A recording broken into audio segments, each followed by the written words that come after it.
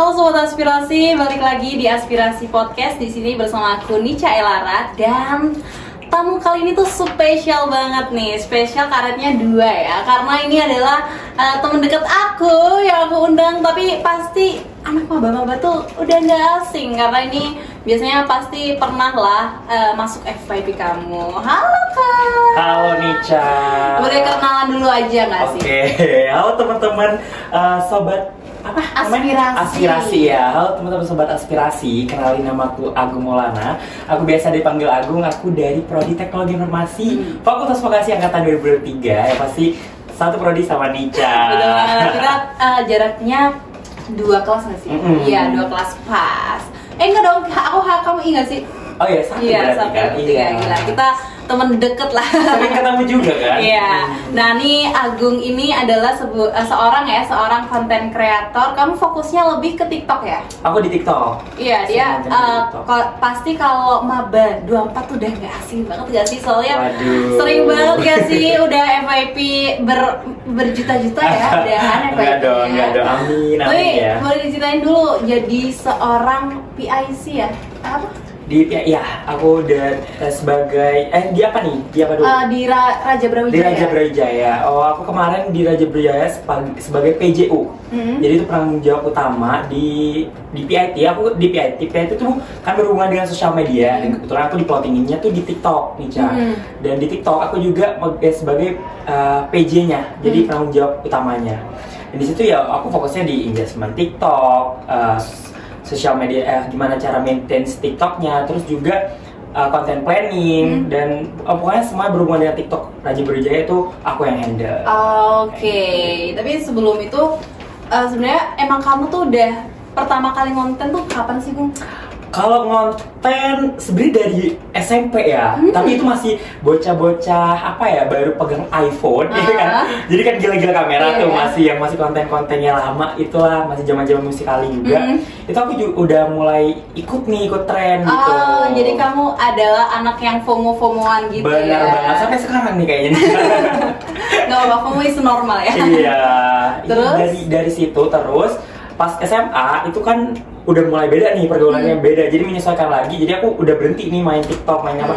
Soalnya nggak sih dulu? Iya, tapi pas sudah SMA itu udah mulai TikTok lagi, udah main TikTok. Jadi tapi aku gak ikutan pas itu.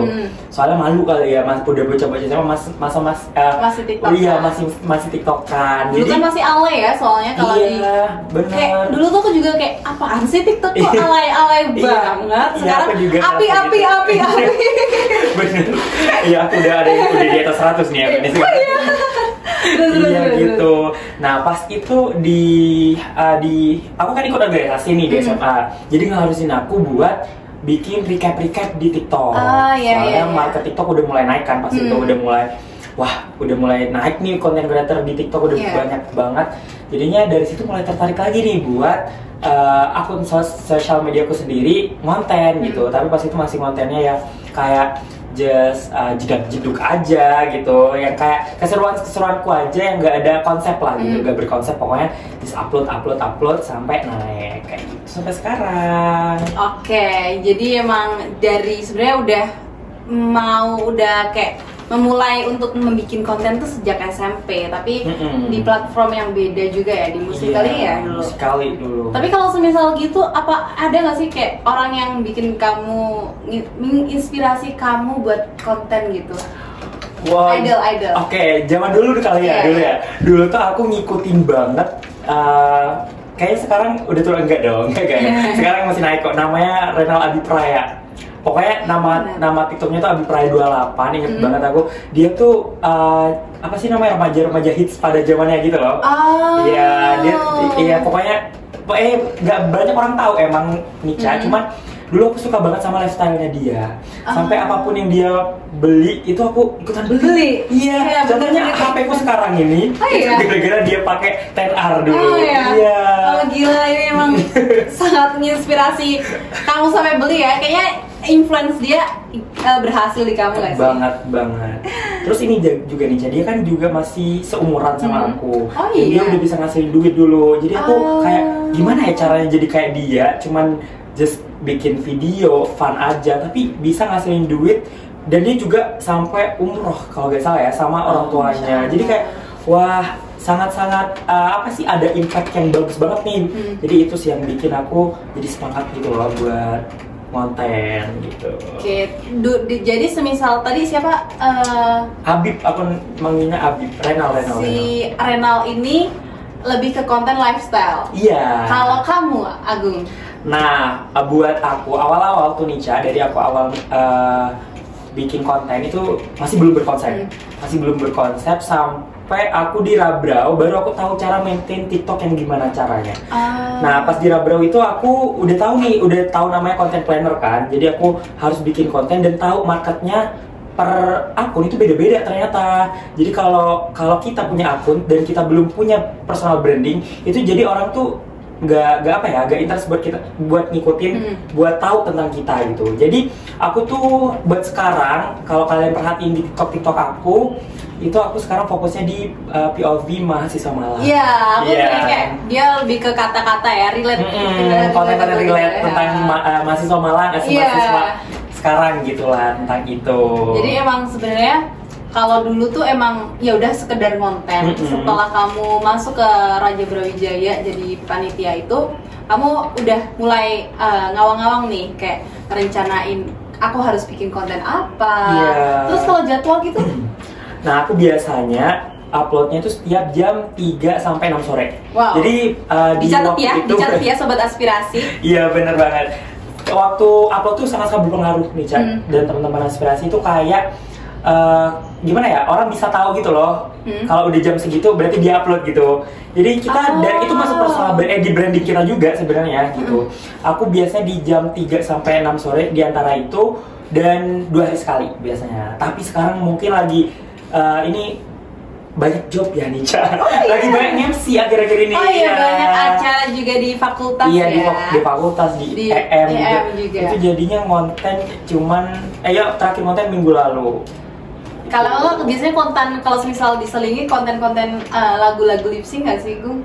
Tapi itu aku bener-bener ngepaduin antara tren, relate sama marketku ya. Marketku kan tentang POV gitu. Jadinya aku ya paduin itu. Misal trennya sekarang lagi joget-joget, tapi kan di platformku kan nggak joget-joget. Jadi aku ambil lagunya aja gitu. Jadi aku bener-bener kolaborasiin aja sih. Jadi kalau di TikTok tuh jadi semisal kalau kontenku tuh kata-kata ya, POV. Kalau semisal aku tiba-tiba ikut tren kayak joget, bisa aja nggak FYP dong? Bisa aja gak FYP. Jadi kecuali dia orang yang benar-benar terkenal. Udah terkenal, makanya sekarang kan ini masih menata ya, bisa dikatakan masih menata dan punya target. Jadi sekarang fokusnya ke branding dulu. Jadi kalau orang, aku pacuannya gini sih Nica. Kalau di komentar kita, yang itu kan artinya dia nonton video kita, jadi dia merespon apa yang udah kita buat. Itu kalau dia udah tahu apa karakter kita, berarti kita berhasil gitu. Misal kayak udah nyebut, Kak Agung kesini dong, udah tahu nama kita atau apa, itu berarti kita udah berhasil nge-branding diri kita sendiri, kayak gitu. Oh gitu, jadi emang awalnya emang harus ditata, orang-orang tuh harus tahu aku sebagai apa. Betul, dulu baru banget. Kecuali kamu Fuji ya, jadi kalau apapun dia FYP. Beda ya, iya apapun. Dong, dia bersihin aja kayaknya FYP. Iya dong, semua tren. Apalagi bener. Kamari nggak sih? Kamari semua sekarang trending nggak sih? Dia joget-joget gini-gini aja trending. Iya banget, dan itu lucu banget gitu loh. Jujur. Itu lagi culik gitu gak sih? Enggak ya, nggak boleh ya. Boleh, tapi kita semua. Iya, jangan tahu teman-teman sobat aspirasi kan. Iya. Tapi Gung, semisal nih, kamu tuh tadi kan emang udah dijadwal ya, walaupun sekarang lagi banyak kegiatan gitu ya. Tapi pernah nggak sih kamu kan kata-kata ya, basicnya kontennya. Kamu pernah nggak kehabisan kata-kata? Minta kagem?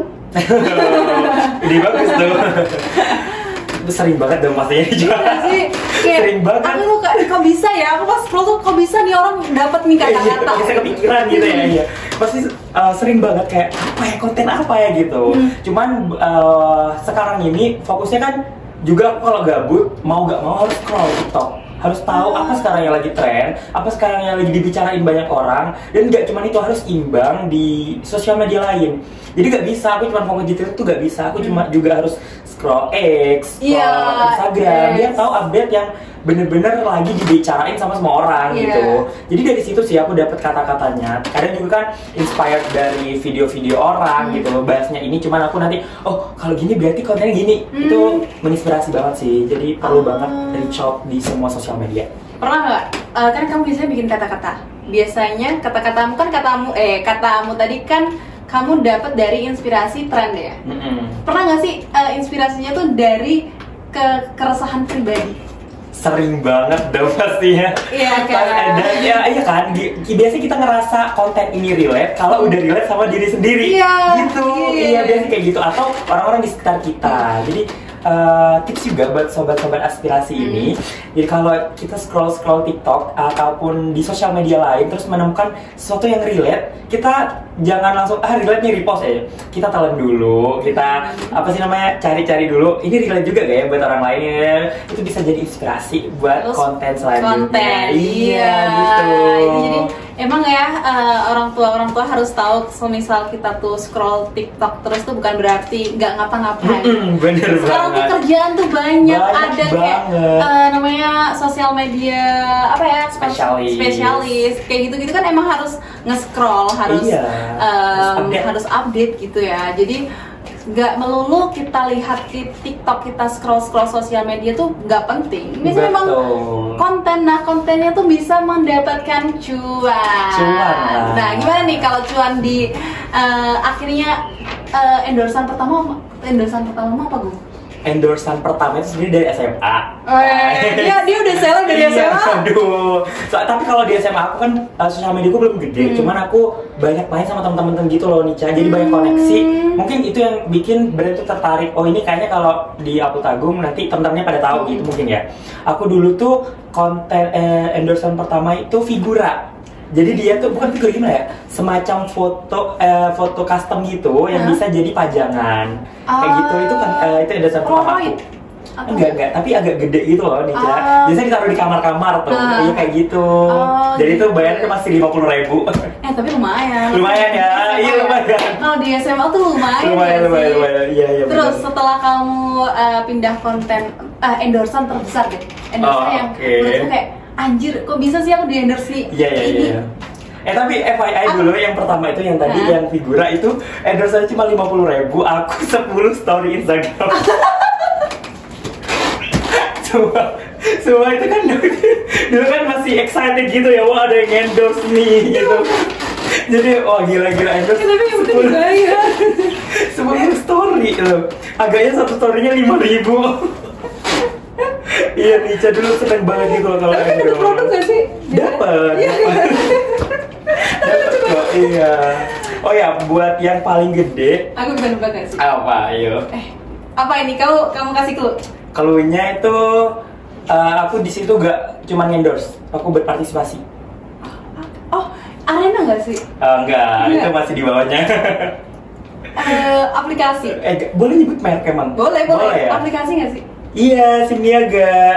Siniaga iya. Aku mikirnya Travelio sebenarnya. Travelio gede juga. Iya, aku mikirnya Travelio karena itu karena konten kamu itu aku jadi kayak ngajak temanku. Kayaknya ini kan kamu di Apartun juga ya. Kayak aku pengen kayak dia ada connecting door-nya kan ke mall-nya. Iya kan. Kalau kamu kepoin sobat aspirasi boleh lihat kontennya aku. Jadi aku pernah di endorse sama aplikasi Travelio kayak sewa apartemen ya. Nah, terus dia bulanan pas itu. Iya, sewa apartemen bulanan terus dia di mall bukan TP nggak sih? Bukan nyambungnya ya? di TP kan? Tapi iya, tapi nyambung mall, tapi aku lupa mallnya di Surabaya Barat kok itu. Kayak jadi gitu. Terus aku mikir kayak cari. Iya. FYI sekarang bulan ini aku juga endorse. Ini boleh gak ya? Boleh kayaknya deh. Travelio lagi. Iya. Nanti akhir bulan. Kita harus cek lagi. Iya, stay tune ya. Apalagi habis ini kan long weekend ya, long holiday ya. Jadi bisa aja ini juga bisa bikin inspirasi kamu kalau mau. Oke, tadi ada sedikit kendala ya, tapi nggak apa-apa. Kita lanjut ngobrol lagi ya. Jadi tadi kan kita udah ngobrolin tentang endorsan, tentang cara kamu bikin konten. Tapi ada nggak sih kayak tips biar naikin engagement kamu? Strategi. Kalau dari aku ya pribadi, yang pertama itu kita harus konsisten upload, jangan kayak upload terus yang meskipun naik turun ya kontennya, jangan bikin kita tidak semangat buat upload. Konsisten upload aja, misal uploadnya 3 hari sekali, 2 hari sekali, atau tiap hari pun itu harus konsisten. Itu yang pertama. Terus yang kedua itu dari aku yang tadi, ada jam uploadnya sendiri. Jadi jangan berubah-ubah jamnya, biar teman-teman yang ngatur di TikTok terutama tuh gak bingung kalian tuh sebenarnya jam berapa sih uploadnya gitu. Bentar. Sebelum itu, semisal nih ya, kan aku biasanya ada nih kayak di TikTok itu kayak konten-konten jam upload TikTok kalau FYP gitu. Itu tuh ngaruh nggak sih? Atau sebenarnya tergantung akunmu aja? Tergantung akun. Itu jangan percaya tuh tips-tips itu, mereka biar FYP aja ya. Tergantung akun. Misal kalian pernah upload terus jam segitu kalian rame, ataupun sesuai dengan konten kalian. Biasanya konten ini dilihat orang kapan sih gitu. Misal nih kalian bikin konten rekomendasi menu sarapan. Kalau kalian upload siang, ngapain orang nonton kan? Jadi biar upload biasanya pagi-pagi buta atau malam gitu. Jadi buat besok itu kayak gitulah. Maksudnya sebenarnya kalau semisal bisa dibilang itu agak ada hoaxnya ya, karena sebenarnya kalau jam upload tuh tergantung konten kamu dan konten akun kamu. Terus lanjut tadi strategi lainnya. Yang strategi lainnya itu ini berinteraksi dengan siapapun yang komen ataupun siapapun yang ngasih reaction lah dengan video kita. Itu berinteraksi aja, kayak dibales komennya, terus share ke teman-teman. Ini loh aku lagi bikin konten ini gitu.